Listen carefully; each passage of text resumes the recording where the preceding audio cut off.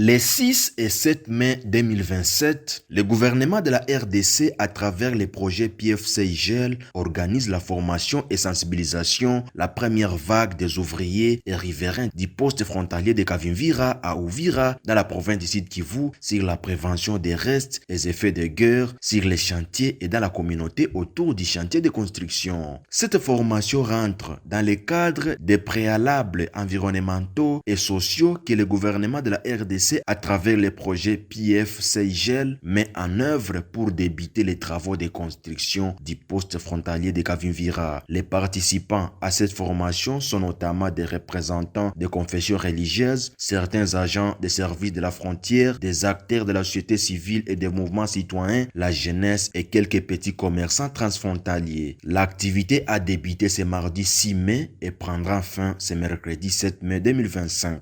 Selon les facilitateurs de la formation, M. Julien Angwaïté, expert au sein de l'ONG PADO, une organisation œuvrant dans l'action contre les mines et partenaire de l'UNMAS, cette formation vise à former les ouvriers du projet ainsi que les membres de la communauté locale pour qu'ils soient capables d'identifier les restes explosifs et d'alerter les autorités compétentes. La formation se porte sur l'éducation aux risques et dangers explosifs. Donc on a pensé organiser cette formation aux travailleurs parce qu'ils sont des gens qui sont en contact avec les engins explosifs. Vous savez, le territoire d'Uvira n'a pas été épargné, n'est pas épargné des conflits armés. Alors, les militaires ou bien ceux qui se battent utilisent les différents engins explosifs. Après les conflits armés, il y a certains engins explosifs qui n'explosent pas. Alors, ils sont abandonnés dans des communautés où les gens sont en train de travailler.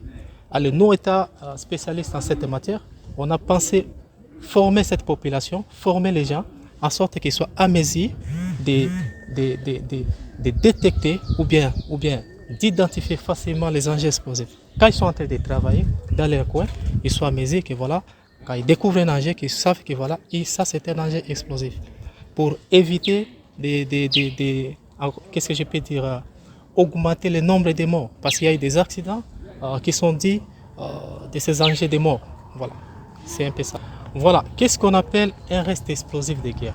Reste explosif de guerre, c'est uniquement l'engin explosif qui a été tiré par les militaires, qui n'a pas explosé, et aussi les engins explosifs qui ont été abandonnés par les militaires dans les champs de bataille.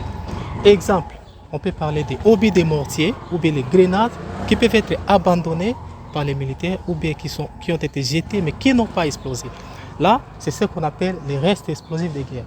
Donc, si je peux encore reprendre, les restes explosifs. Quelques exemples. Il y a les obus de mortier. On parle communément des bombes. Mais les bombes, en fait, les bombes, c'est une partie seulement des restes explosifs de guerre. Parce qu'une bombe peut être larguée et ça tombe là. En tout cas, ça n'a pas explosé. Ça fait partie des restes explosifs de guerre. Vous savez, il y a les endroits stratégiques dans les conflits armés. Les aéroports, par exemple. Ce sont des points stratégiques. Les frontières. Et il y a aussi les cours d'eau.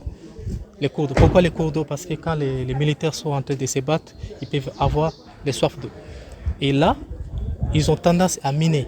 Du fait que s'il y a les ennemis qui viennent, puissent en tout cas piétiner ces mines. Aussi, il y a aussi la raison d'alerte. Donc, les militaires peuvent camper ici, ils mettent des mines pour signaler que voilà, et si les ennemis viennent, ils vont piétiner. En tout cas, il y aura des signaux. Les conséquences, commençons d'abord par les conséquences physiques. Les mines tuent, ou les restes explosifs de guerre tuent. Et quand ça tue, ou bien si vous avez la chance de ne pas être tué, ça vous avez amputé, vous pouvez développer aussi des problèmes psychologiques. C'est là on parle aussi des conséquences psychologiques. Un enfant, par exemple, qui a été amputé, et voilà, il peut entrer de voir ses collègues ou bien ses amis en train de jouer le ballon.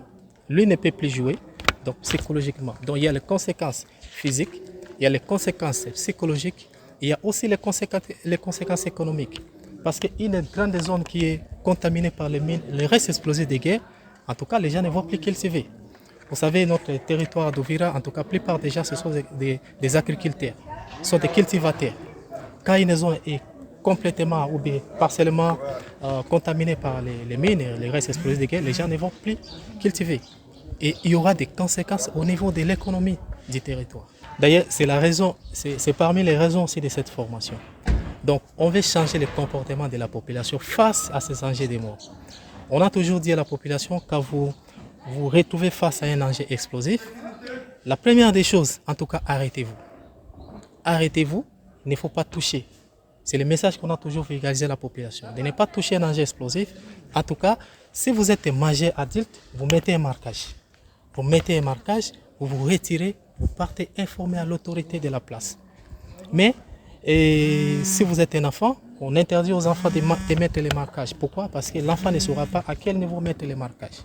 Mustapha Amissi Issa, président du conseil urbain de la jeunesse d'Ouvira, qui a pris la parole au nom des participants, s'est dit satisfait de cette formation. Il s'est engagé à sensibiliser la population de la ville d'Ouvira sur les risques liés à ces engins explosifs afin que celle-ci soit épargnée du danger. Personnellement, je représente la jeunesse de la ville d'Ouvira.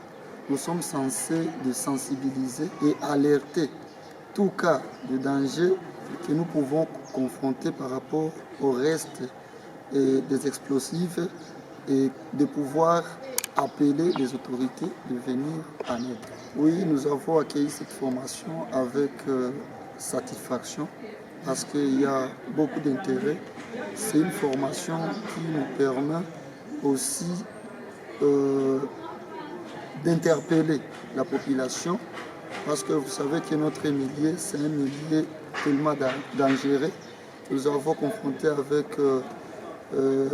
la guerre et nous avons beaucoup de restes explosifs. C'est pourquoi, avec cette formation, ça peut nous aider à appeler la population de se mettre à côté si une fois il parvient à rencontrer ces différents restes explosifs.